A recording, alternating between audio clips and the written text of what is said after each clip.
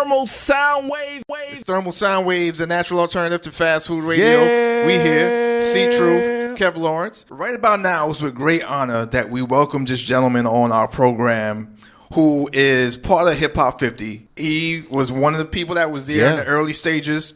Absolutely. Doing his thing, coming straight out of Mount Vernon, New York. Money earning. Absolutely. He's a producer, a DJ, a songwriter, executive, entrepreneur, all types of hats that this brother wears, man. He does a lot of different things. He's been involved with people like Tupac, Mary J. Blige, Donell Jones. Of course. Eric Sermon, Miss Jones, Usher, Guy LL Cool J, Angie Stone, Jay-Z, of course, Heavy D. TV shows. Absolutely. TV shows. He's been an executive. Who is it, though? Uptown Records. Who is it? Motown. Who? We're talking about none other than the incomparable DJ Eddie F. DJ Eddie F. How you doing, sir? Man, I'm great. After that introduction, I'm fantastic. No question. Listen, you deserve it, man. Like, you're like one of the hidden heroes. Yeah, man. Behind a lot of this stuff. You've had your hands in like many trends in music and sounds, I should say, sounds in music that many people have danced to, have made children to. Yeah. And many other memories too, you know? Wow, said that's right. People made children to him. They didn't realize it. Yeah. Wow. That's absolutely. It's a blessing, man. It's a blessing, man. You know, just coming from a DJ perspective first, just the love of the music, you know. And coming from, you know, New York in Mount Vernon, which is right next to the Bronx. And hip hop started in the Bronx. So just being part of watching from then to now, you know, something that started locally in New York and now hip hop being just a global music form.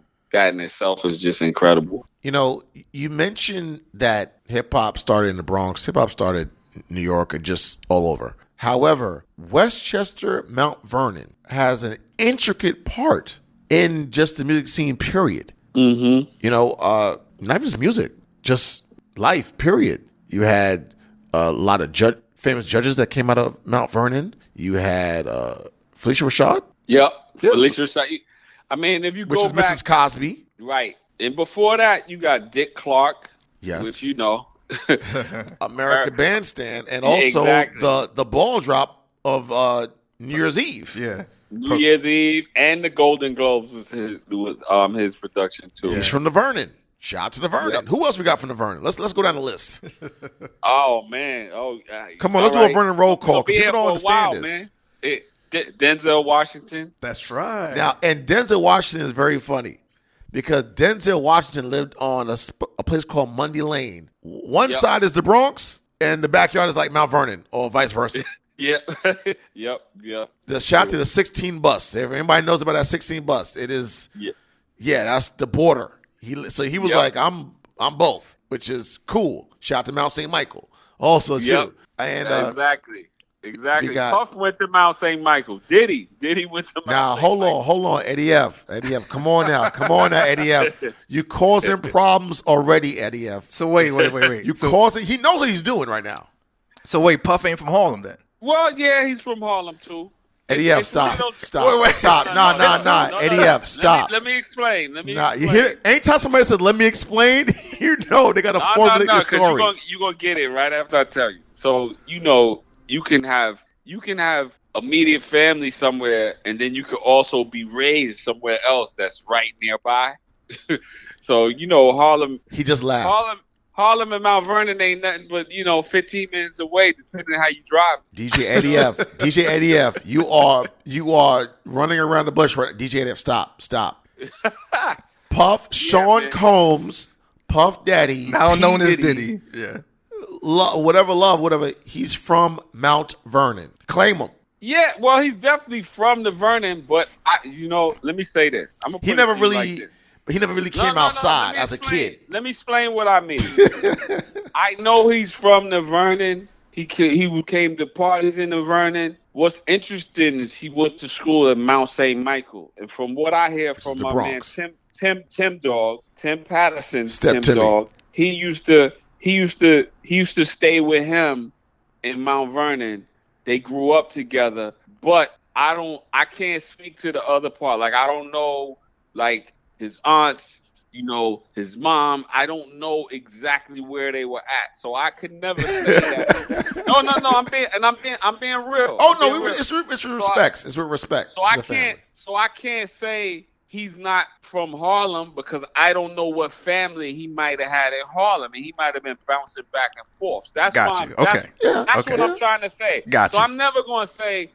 Who am I to say? I mean, you have to ask him. I don't know. I'm gonna put it to you like this. I saw him in Mount Vernon, but then I also know he went to Mount St. Michael. He didn't go to Mount Vernon High School. So that in itself makes it where, okay, why did he go to Mount St. Michael? Was he a resident of the city? Kind of like, I don't know.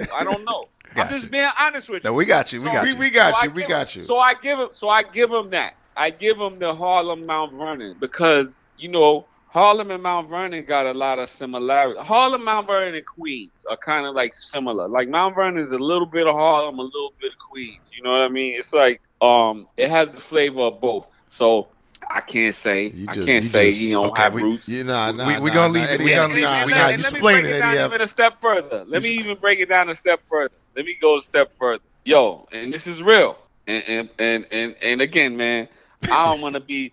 I'm gonna say this, but I'm not the authority. I'm not trying to be like I'm an expert on Puff's family and all that. But let me just say this: when you watch, everybody watch like Dead Presidents, the movie, and you had Frank Lucas, you had Nicky Barnes, there was a lot of. If you watch the movie, they talking about they was in the Bronx in Harlem, but then they talk about my cousin is up in Mount Vernon. You know what I'm saying? So it's like.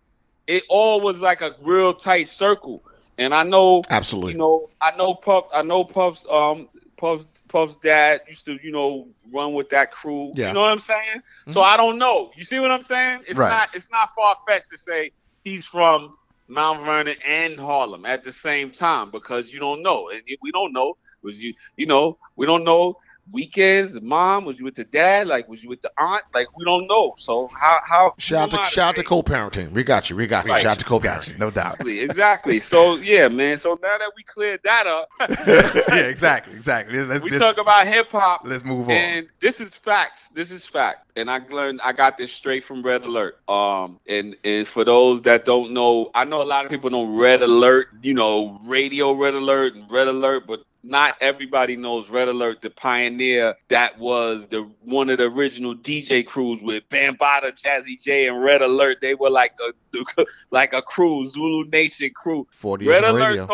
told me out of his own mouth. Now I know Mount Vernon was involved in hip hop early in the beginning because I lived down the street from a park called Brush Park, and I used to hear the loud music and the block parties. I would go up there. I was young. I was 8 years old, 9 years old, little kid. Just looking around. I wasn't. That was before I even thought about. I wanted to be a DJ, but I was too young to be anything. But Red told me one day I was talking to Red. We were up at Sirius Radio, and he says, "Yeah, man, my brother, my half brother, Kenny J. He's down with the Collins brothers." I said, "Yo, shout out to the Collins brothers." I said, "Wow." I said, "That's the missing link." So he said, "Yeah, me. That's when me, Bam, and Jay. We used to come up there all the time. We used to rock in the park, Brush Park." And I said, "Wow." I said, "That's it. That's the missing link between the Bronx and Mount Vernon. Red Alert's half brother was in the Collins brothers. So that means while Red was getting going with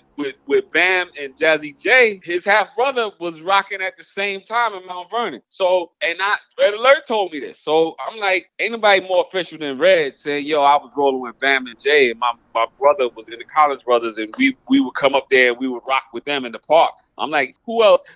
Who going to deny that? And if anybody want to dispute it, yo, go ask Red Alert yourself. He told me. You know what I'm saying? We got you. We definitely respect Uncle Red, man, up here, and congratulations to him for celebrating 40 years in this game. Absolutely, doing it at a high level. It's Thermal Sound Waves, the natural alternative to fast food radio. We hear C.Truth, Kev Lawrence. That's correct. Talking to the man himself. You know what I'm saying? The legend DJ Eddie F. Now we were talking about some things earlier as far as like some memories, within this game, but you got some new product that's out right now. Oh yeah. Eddie F Presents. Tell us about that and some of the people that you have on there. We've been spinning some of those joints too, man. From JJ, Miss Jones, of course, Eric Sermon, and Benton. Yeah, man. So what I'm doing, man, is so when I look at my career, right, and I look at all the artists, either people that I worked with, that I signed as artists, put out their projects, or just produced or remixed songs. I have a track record of helping people get their projects or their career started. Whether it's I remixed the first single with TLC, Ain't You Proud to Beg. They were having problems at urban radio. The record was going pop. But if you know that song, it's really loud and abrasive. Has that Ain't Too Proud to Beg, and they were having a problem at urban radio. So L.A. Reid, who I was already a fan of, L.A. and Babyface, called me, asked me, to do a remix. Did a remix, gold single. That helped launch, LaFace, because that was the first successful act. Hold on. You can't do that. Let's rewind a little bit. So the remix that you did for TLC, Ain't Too Proud to Beg, is that the song that people think is the original song? No. Because they don't play the remix as much now. Now they just play the album version. But and that was also the video version. But when I did the song, there was a remix, smoothed out remix. You can find it on YouTube. Right. Oh yeah, I've definitely heard it. But that was the urban version, because it was smoothed out, and R&B radio played it, and it was a gold single. It was #1 single, gold single. I also did "Rub You the Right Way" for Johnny Gill. With CL Smooth on the. Yep. Yes. For CL Smooth, which, by the way, was the first remix that featured a rapper that was not on the original song. Like, that's the first time. Wow. That a song was remixed, changed all the music, and put a rapper on the song that was never on the song. First time. But the funny thing about it, at the time when rappers get on the song, they're getting on the song to co-sign the art. If you do a song and you put Cardi B on the song, Cardi B is co-signing your singer. Yeah. Back then when I did that, it was me trying to market CL Smooth, because Johnny Gill had just came out of New Edition, NA Heartbreak. They had just sold 2 million albums, went on tour. So I was like, yo, I know Johnny Gill got at least 2 million fans, because New Edition went double platinum. If I put CL Smooth on the remix and it's hot, he's gonna get exposed to all those people. So it was the total opposite reason. And then when we put out the Pete Rock and CL Smooth EP, I actually had a sticker on the EP that said Pete Rock and CL Smooth, and it said from the Johnny Gill "Rub You the Right Way" remix. It was a sticker on it. So I was doing it to set up to market my artists. It's a totally different reason now. Smart. But, and during this time, you was also there for the beginning, I believe, of LaFace, and you became the VP of A&R? Yeah, well, that was later on. So, Wow. So after the second album, LaFace had success with TLC, Tony Braxton. I want to say the first Usher album was coming out. And then, long story short, L.A. Reid called me again to remix the single for Creep. He had a bunch of people do the remix. He didn't like any of the remixes. And actually, true story, they had used so much money paying people, they didn't really have money, like a lot of money left over. That was back when you had to pay for studio, first halves, everything. So I want to say he told me he spent $70,000 or $100,000 or something on it. And he said, man, we don't really have a budget. And I was a fan. I wasn't just in the music business. I was like, yo, my guys was L.A. and Babyface, Jimmy Jam and Terry Lewis, and Quincy Jones. Those were the guys. Those were the guys you looked up to. So when L.A. Reid called me, I said, man, I'll do it for you. Just pay the studio time. You ain't gotta worry about it. Just send me, but I said, send me all the other mixes. And I heard the mixes. I did a remix, sent it. He loved the mix. He called me like, you nailed it. And he was excited. And then next day he called me and said, man, remember that A&R thing we was talking about? Man, we should do that. And then he hired me A&R gig. So the crazy thing about it, man, I tell people something I did for free that I just did because I just wanted to help, and I respected LA and Babyface as producers. Ended up turning into a 6-figure gig for me. I wasn't even looking for a gig. I just was trying to do it because I was like, yo, if I can help somebody that I admire, you know what I mean? Right. And it turned into a great situation, man. And you also, am I correct? You also was the one that discovered Donell Jones? Yes. Discovered Donell Jones, signed him to LaFace. Also Kenny Green from Intro and Intro. Those were my artists. Wow. Kenny Green wrote all the first, Mary stuff. Yes. Also Eric Milter and Dave Hall, who did You Remind Me from Mary. And this is where I was going. Wow. And then I worked with writers. I signed to my my company. I had a songwriting joint venture, and I have Mary Brown. Mary Brown wrote No for Destiny's Child. Oh wow. So, that's okay. Okay. Wow. So what I'm getting at is when I look back, I see like all of these first singles, either I did them or somebody on Untouchables did, Brownstone, If You Love Me, Grapevine, Wait. You did the Brownstone too? Wow. Yeah, that was one of my guys. And then Tory Lanez used that same sample. Yeah. Yep. For and he blew up from that. He blew up from that remix he did, or that sample he and used. Dream Lover and Fantasy from Mariah Carey, the first single off her second and third album. Woo. And so when I look at the body of work of Untouchables and myself, I always see first in Case, Touch Me, Tease Me, his first single, Kenny Smooth, shout out Kenny Smooth, one of the Untouchables producers.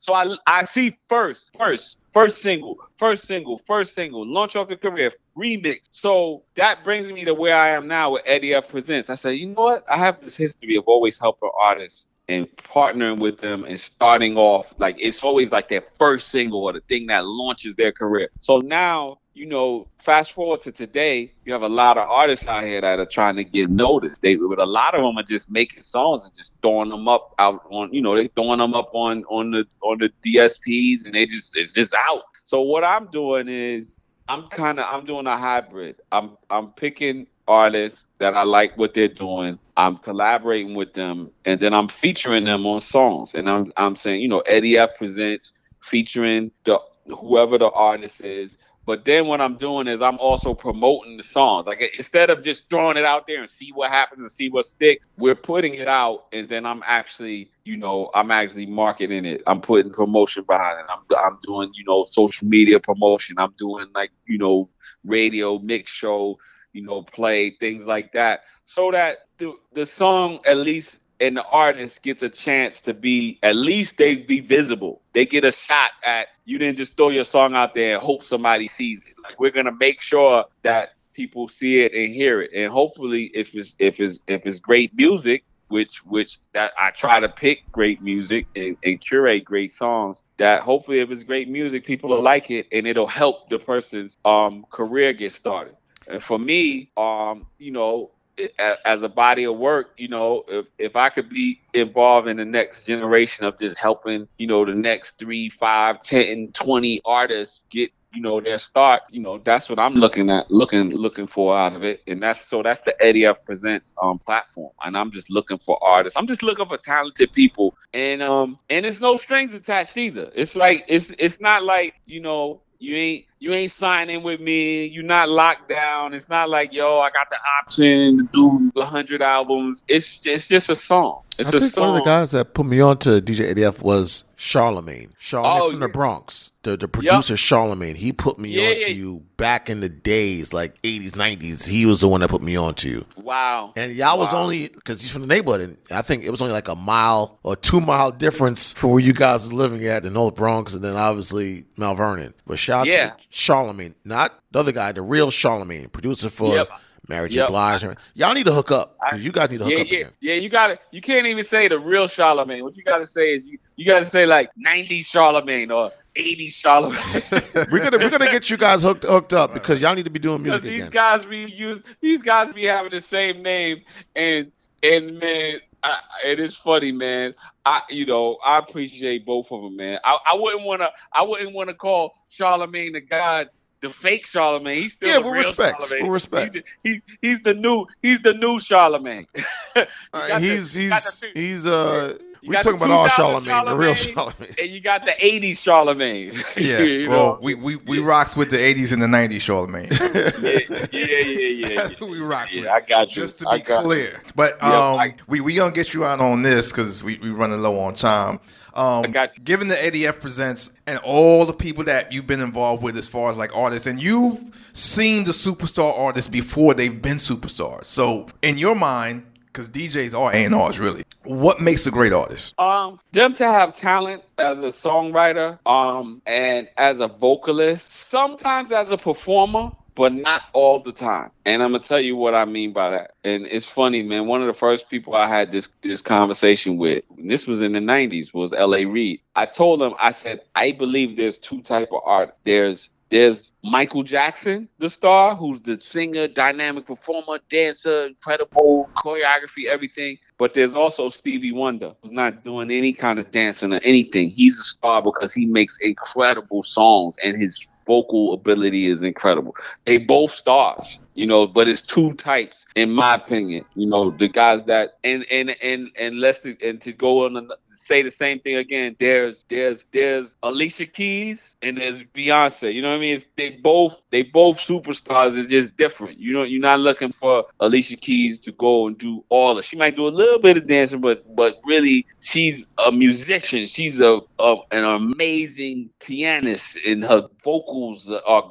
And she's beautiful, but you know what I mean? So it's just different. To me, that's what makes an artist one of those combinations. Either incredible songwriter, another one, Lionel Richie.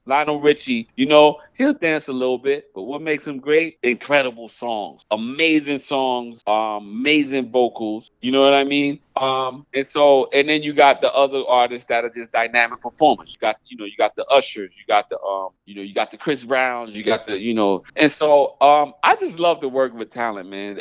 It's actually, to be honest, it's very rewarding for me to work with artists, and then kind of they get to that critical mass where they're like they get that song, and then I see people singing the song along with them, and I've been fortunate enough to experience that a few times, and I love that feeling. I just love working with somebody from the beginning, and we're in the basement or we're in the studio, and then next thing you know, you go out and you see people like enjoying the music and sometimes drowning the artist out singing the song. The artist can't even sing the song because the crowd is just singing it over them. I mean, it's an amazing feeling, man.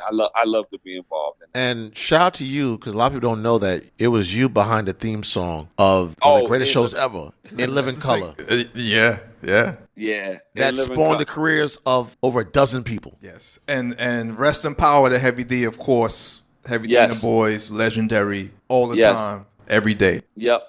Man, I'm really proud of that In Living Color thing, man, because when we did, so many people tell me they love the song, and one of the things we wanted to do, that I set out to do doing the song, was I wanted to do a song that sounded like a record. That didn't, it was back then, a lot of TV shows, they had songs, but they kind of sounded like jingles. It was like a certain way people did stuff for television. It sounded more like a TV song. Right. And I was like, man, I want this to be like something that could play in the club. You changed like the a scope. Radio song. And it was.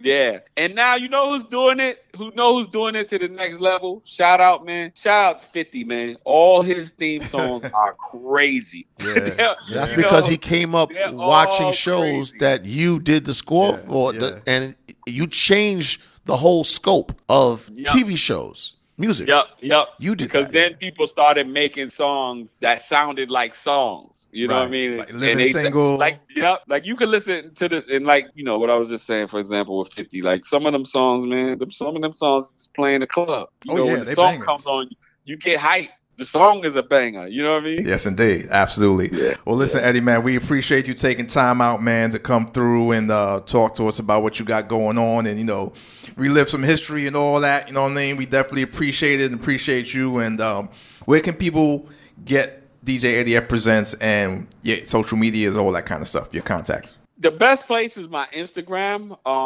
And it's at DJ Eddie F, at DJ EDDIEF, or you could go at DJ EDDIEF Presents, either one. And then all the links are right there in my bio. All the streaming, if you're a DJ, the DJ downloads, and then all the links to all my other socials and everything. Everything's up there. YouTube, TikTok, SoundCloud, they all up there. We gotta link up with friends, because you gotta get back up with Charlamagne. Y'all gotta get that. That's that vibe. You guys gotta get that vibe going. Definitely. Yeah, man. No doubt, man. Well, thanks again, man. We appreciate it. Okay, man. Thank you, man. And Thanks happy Hip Hop 50 to you. Oh yeah, man. Same to you. Happy Hip Hop 50 for sure. Absolutely. All right, bro. Peace. All right. It's Thermal Sound Waves, a natural alternative to fast food radio. We here, C.Truth, Kev Lawrence. Correct. Thermal sound wave.